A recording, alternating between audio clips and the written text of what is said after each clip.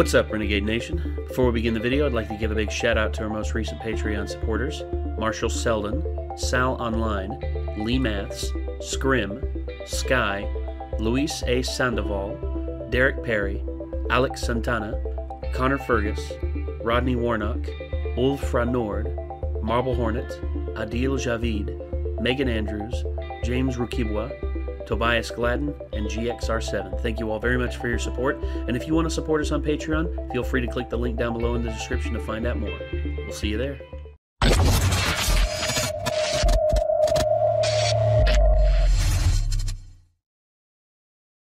This title, according to Jake, doesn't make much sense, because Jake here is a Marine, and former Marine, and he, well, it's probably changed since the, since Green Berets were... I'm assuming that from the title of this must be Vietnam era. Because it says the Green Beret went on a one-man rampage to save his comrades. Green Berets don't typically deal with, like, straight-up combat. They're usually infiltration. They go in and train the civilian population to retaliate against their own, issues like government, terrorism. Yeah. Let's get the mic just a little bit closer to you right there. But so. I really don't know. I'm not a Green Beret. I know a couple of them, but like you said, most of them aren't really there for combat and stuff like that. No. They're usually in there to train and kind of blend in.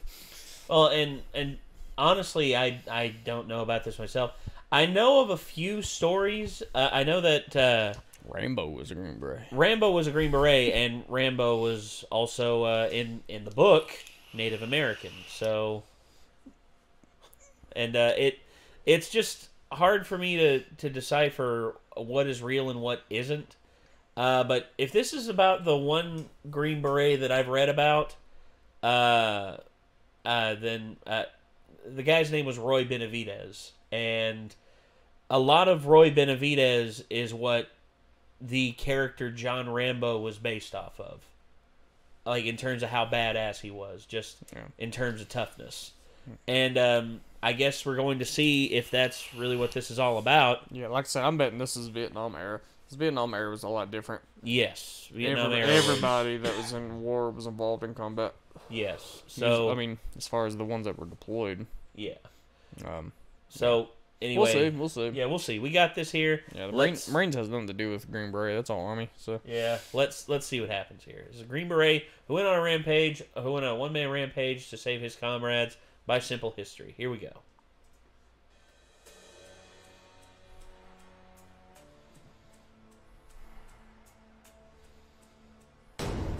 Roy Benavidez, yes. The Green Beret who went on a one-man rampage. Roy Benavidez. The Vietnam War. There you go, I knew it. Roy Benavidez's life had been rough as a child. Both his parents had died. He was bullied by his classmates because of his mixed Yaqui Indian and Mexican heritage, and had to leave school in 8th grade to help his family. At the age of 19, Benavidez joined the Army, serving in the Korean War in the Texas Army National Guard. He married Hilaria Lala Coy Benavidez in 1959 and completed airborne training, becoming assigned to the 82nd Airborne Division. In 1966, Sergeant Roy Benavidez was in hospital after stepping on a landmine. Doctors said he would never walk again. He had been sent to Vietnam in 1965 as an advisor for the ARVN troops there. Benavidez was carrying out a classified operation alone to gather evidence that the North Vietnamese troops were posing as Viet Cong. While he was on patrol along a narrow trail disguised as a Viet Cong guerrilla, he stepped on a landmine. Sometime later, a squad of Marines came across Benavidez. They initially thought it was a booby trap, but were surprised when they flipped him over and discovered the man in Viet Cong pajamas was Hispanic and wearing U.S. Army dog tags. He was soon evacuated to the hospital.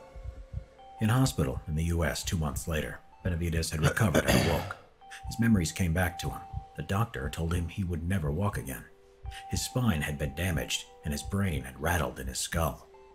Nevertheless, Benavidez, sitting in his wheelchair, begged the doctors not to discharge him from the Army. The Army was his life. Determined, Benavidez got up from his bed night after night, dragging himself to the wall and putting weight on his legs. For weeks, he pushed through the pain, going further in distance than before, which surprised the doctors. 6 months later, with his wife Lala's support, Roy Benavidez walked out of the hospital. That's right. He promised only a desk bad job mother. at Bragg, North Carolina, but determined and exercising every day, he trained vigorously and qualified for the Special Forces, also known as the Green Berets. He would be assigned to Detachment B-56, 5th Special Forces Group Airborne, 1st Special Forces. 6 hours in hell. Now it was 1968. Staff Sergeant Roy Benavidez, now with the code name Tango Mike Mike, was back in Vietnam and was off duty attending church, but his mind was fixed on the panicking radio chatter from the front lines. In Loc Ninh, Vietnam, near the Cambodian border, a 12-man Special Forces reconnaissance team, which included his close friends, Sergeant First Class Leroy Wright, Staff Sergeant Lloyd Frenchy Mousseau, Specialist 4 Brian O'Connor, and 9 Montagnard tribesmen who were part of the Civilian Irregular Defense Group Program, or CIDG, were surrounded by a battalion numbering 1,000 battle-hardened North Vietnamese soldiers. Everyone in the unit had been wounded or killed in earlier fighting, and 3 of the helicopters sent to rescue them had been unable to extract them due to heavy enemy fire. When the helicopters returned, they were riddled with bullets. One of them, the door gunner, Michael Craig, aged 19, had been hit several times and died in Benavidez's arms. There was no way Benavidez was going to leave his friends out in the jungle. Benavidez jumped onto a returning helicopter that was going back in, volunteering so quickly that he didn't have time to get his M16, so was only armed with a Bowie knife and medical supplies. Benavidez described it as going into autopilot. As he was approaching the extraction zone, Benavidez realized his fellow team members were too severely wounded to run the distance to the helicopter. There was so much enemy gunfire that the pilot, Larry McKibben, had to zigzag in an attempt to dodge it, but was nevertheless able to provide covering fire. Benavidez jumped out with a medical bag, ran through the jungle to the wounded men under heavy enemy fire, taking a shot to the leg, which he initially thought was a thorn bush. Like 13 he found Mousseau first against a tree whose eyeball had been shot out and was hanging down his cheek, but was determined to keep shooting back. The CIDG were in a pool of blood and patched up as best they could. Benavidez dragged everyone into a defensible position to direct their fire at the enemy and provided morphine to the wounded. He then saw O'Connor and an interpreter CIDG who he motioned to move over to him, but the gunfire started again and they took cover. Another round then hit Benavidez in his thigh. On adrenaline, he popped the green smoke for McKibben in the rescue helicopter to pick them up. While everyone who could move got into the chopper, he suppressed the tree line with an AK-47 he had picked up to cover O'Connor and the interpreter who crawled towards the helicopter. Now Benavidez was looking for the team leader, Sergeant First Class Leroy Wright, who had been killed and who also had intel on him that could not get into enemy hands. Benavidez found his body and proceeded to drag him to the chopper when he was shot again, this time in the stomach, and hit in the back by shrapnel from a nearby grenade, knocking him out. When he awoke, Benavidez was forced to leave his dead friend's body. Disaster had also struck. The chopper had crashed to the ground from enemy fire. The pilot, McKibben, was dead. 5 of the men on board, including Mousseau, survived the crash, as did O'Connor and the interpreter who didn't get into the helicopter. Benavidez pulled them out of the wreckage, dispensed morphine, set up a perimeter around the crash site, and called in heavy air support from the F-100s above, which dropped napalm on the enemy position. When the jets ran out of fuel and had to leave, the enemy machine gun fire started again. Benavidez gave O'Connor a 3rd shot of morphine and took another bullet to the leg. Their position was surrounded by North Vietnamese soldiers. It looked hopeless. But a helicopter finally came to their rescue. Benavidez and the rescue team carried and dragged the wounded men onto the chopper, but the landing zone was still being fired upon by NVA troops, to the extent that 2 men were shot in the back as they crawled to it. Shrapnel wounds to his face from earlier caused Benavidez's vision to be blurred from the blood in his eyes. When he went to get Mousseau, an NVA soldier butted his rifle into Benavidez's head and jaw and slashed his arm with his bayonet. He shouted to O'Connor to shoot, but he was too drugged from morphine to react. Benavidez pulled out his Bowie knife and stabbed the NVA soldier till he was dead.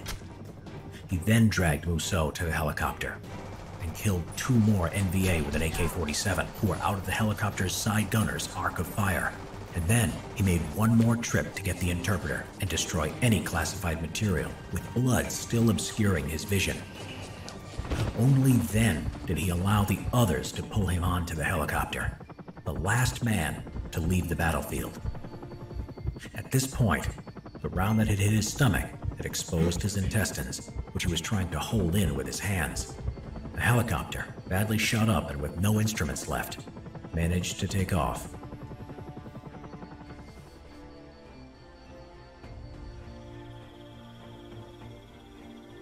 When they landed, the wounded were unloaded and examined one by one. It had turned out that Benavidez had even loaded 3 dead enemy soldiers into the helicopter in case they had classified materials. They were left to the side, as was Benavidez. He couldn't move or speak because of the broken jaw from the rifle butt.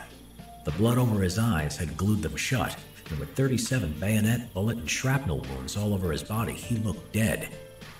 Medics started placing him in a body bag and started zipping him up when a friend noticed him and said, "That's Roy Benavidez." The doctor said there was nothing that could be done, but Benavidez mustered his last bit of energy and spat in the doctor's face, causing the doctor to say, "I think he'll make it." He was sent to Japan for intensive surgery, then Brooke Army Medical Center, Fort Sam Houston, where he stayed for almost a year. Roy Benavidez had survived 6 hours in hell and saved 8 lives. Benavidez's commander had put him in for the Distinguished Service Cross because the process for awarding a Medal of Honor would take much longer, and he was unsure if Benavidez would live or die before he could have received it. Finally, on February 24th, 1981, President Ronald Reagan would present Roy Benavidez the Medal of Honor. Reagan said if the story of his heroism were a movie script, you would not believe it. Benavidez said of his actions, "The real heroes are the ones who gave their lives for their country. I don't like to be called a hero. I just did what I was trained to do." Master Sergeant Roy Benavidez died on November 29, 1998, at the age of 63. Shoo. Subscribe for more Vietnam War history videos. Man, what a badass. Yep, that's what I was You like. see, Hey, it has there's- to be you Vietnam see- because Yeah. like we haven't really had crazy shit like that. Well, at least not from Green Berets. The special forces are like a different. Well, nowadays thing you're not now, going to aren't hear they? about stuff like that. You know, Vietnam. I mean, it went around. It was the talk of the group. So, I mean, you can't really hide stories like that. No, not at all. Yeah, there's. I read about this guy a long time ago. I remembered when we were actually doing studies on the Vietnam War. I think it was in high school, and they asked us to look up certain soldiers and this and that. And a friend of mine was researching Roy Benavidez, and we looked up all the information we could about him. And holy mackerel, man! If there was no one else to corroborate his story, like that's the thing. If he would have just told this story, people would have just, counted it off as bullshit. The whole stolen valor thing. But because it wasn't just him who told the story, it was all the other people who were in the operation with him. Yeah. Dude, And save His it. comrades, the Yeah. families to the ones that he tried to save and did save, fellow soldier. I mean, it creates such a inspiration to the people those in that. And it's like, whoa. Yeah. I mean, yeah, Vietnam is some dirty stuff. I could not imagine going through what they went through. Well, yeah, Vietnam No was not a war that was it. It's one of the wars that we've lost, that like truly lost, and it had no big geopolitical effect on us here in the United States, except for it had a social effect. Except for the draft. Yeah. No, it had a big social effect, which that's what I mean. You see, geopolitically, it made no difference because, again, here's my whole thinking on the whole thing: countries should really be allowed to fend for themselves, and honestly, it's the only time is when it's something truly inhumane going on. Yeah. In which Vietnam, the thing about Vietnam was there was no good side, North or South Vietnam, because the North side that was loyal to Ho Chi Minh, they were vicious and they were communist, but the ones in the South, they were just as vicious, dude. They killed random people because they thought they were associated with the Viet Cong. And that's way before the U.S. government even got involved. And when the U.S. government got involved, you had the whole thing about, if they run, they're VC. If they don't run, they're a really well-trained VC. So shoot them all. That whole thing. That a lot of the craziness that you hear about in Vietnam has been romanticized in movies, like Full Metal Jacket, Apocalypse Now. Platoon. So many great movies have been made about Vietnam, but I just talked to a lot of Vietnam vets. So. Well, yeah, there's Vietnam veterans who will tell you there's plenty of. Yeah, you talk to them. There's plenty of truth that'll come from their mouths instead of what someone saw in an Oliver Stone movie or something that Stanley Kubrick put in because he thought it would shock people. And look, I love those movies, but if you want the truth, it's the only way to get the truth is talk to a vet. Exactly. In which I wish I could have talked to Roy Benavidez because I wish I had talked to my papaw more about it while he was still alive, because he was in it and he told like one or two stories, but I barely remember what he was saying about it. I just remember him talking about like his platoon, like at some point, like down there, like he had shot like 12 VC in a encounter, but that's all I really remember him talking about. Like, well, when you're young, you don't understand the depth and yeah, it's like probably around the time like that my papa passed away was around the time that I actually was old enough to have more of an understanding of exactly what he was in, and then it was kind of too late to ask him about it at that point. I don't even know how much he would have wanted to talk about it, but he seemed like he was open to talk about it from the couple of stories I did hear him telling the rest of my family at times, so. Yeah. Well, honestly, dude, my grandparents, my granddad, out of all the men on my granddad, on my granddad's side of the family, out of all the men, his brothers and cousins, everything, out of all of them who went to war for Vietnam, some of them lucked out. For instance, my grandfather was based down in Georgia and was actually set to be in the 7th Cavalry, the first American troops to set foot in Vietnam. He was set to do that, and they actually were going to give him a an upgrade in terms of his in his rank and everything. They were going to give him a higher rank and everything if he would have stayed in, but he didn't. And then 4 months later, they went to Vietnam, and some of his best friends never came home that he made down there, and they made down there at Fort Bragg. And then after that, there was also the only one that didn't make it. There was one that didn't make it back out of the 11 boys that went over into Vietnam or were in the army in the armed forces during Vietnam. Only one didn't come back. And what happened was he was on the battlefield in the middle of the jungle, and he goes down into the bunker. He went down into the bunker, and he was laying down to try and get out of the firing range, and a grenade landed right in front of him and blew his head off. Man. Damn. And he's the only one of that generation that didn't come back. My great grandfather Elmer, guess where he was based at? I have no idea. Pearl Harbor. Mm. And do you know what happened? Mm-mm. A week before it happened, he got discharged from the army. He served his 2 years. Dodged a bullet. He No did. pun intended. Probably dodged a few. Well, yeah, he dodged death because he dodged a bomb, technically. Yeah, well, he was in the Navy. He was in the Navy, dude. Navy suffered huge losses during the Pearl Harbor raid, and my grandfather talked about it. My great grandfather, I heard him talk about it. He said that as much as I'm thankful to God that I'm here still, I wish I could have been there because maybe I could have done something. And to which you wanna tell him maybe you could have, maybe you couldn't have, but at the same time who the hell am I to tell him anything? Yeah. Who the hell would I be? Because I remember when he passed away, you know, he was 86 when he died. You know, I was just a kid, dude. I didn't know a damn thing. And I've had friends who've served in the military. Another one right here. I mean, he served in the military. Didn't see combat. Wasn't Vietnam. Hell no. Well, you know, you didn't see combat. But some of them have seen combat, and some of them have come back changed people. Because there is something about it.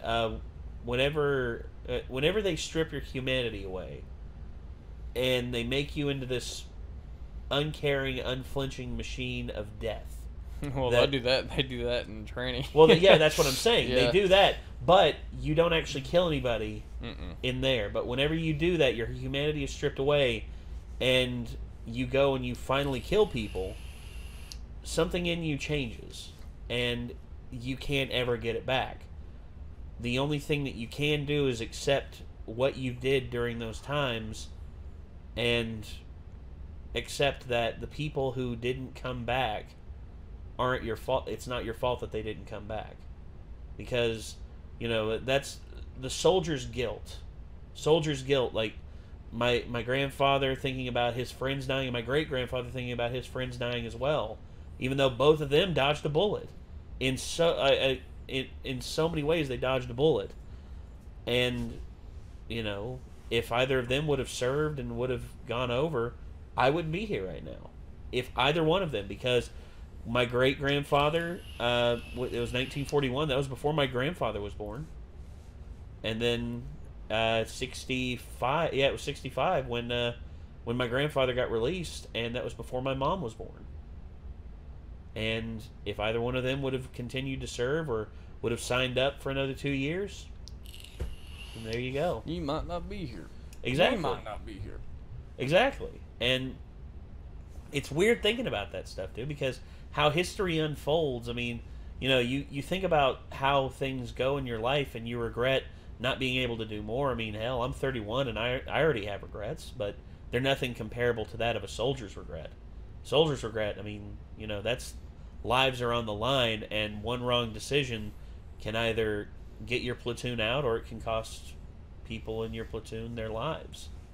I mean, it's hard to talk about these things and be logical about it, because, you know, there's a lot of people out there say, this wouldn't be a problem if there just wasn't any war, you know, if war was just not a thing. Here's what I have to say to that. Yeah, if only we lived in a fantasy world. Yeah, if only I had a 6-pack and a 10-inch dick. I mean, you know, the world would be perfect, you know?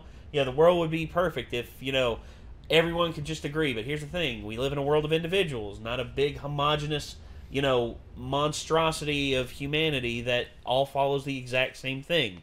We all want to do different things. And with that, with individuality comes conflict. We all wish we lived in a utopia, but it's not a real fucking concept. It can never exist as long as humanity exists. I'm sorry. Hate to be the bearer of bad news, but it's an impossibility. The world's not perfect, nor will it ever be. Mm-hmm.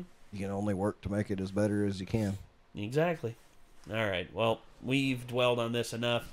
We're going to move on from this. Sorry for dwelling and sorry for, you know, shitting on some people's dreams, but that's life. Anyway, again, everybody, thank you all so much for tuning in. Let us know what you all think down below in the in the comments. Also, if you want to see the original video, link is in the description down below. And I guess until next time, signing off, I'm Nate. And I'm Jacob. I'm Nick. And we will see you all in the next one. Peace out.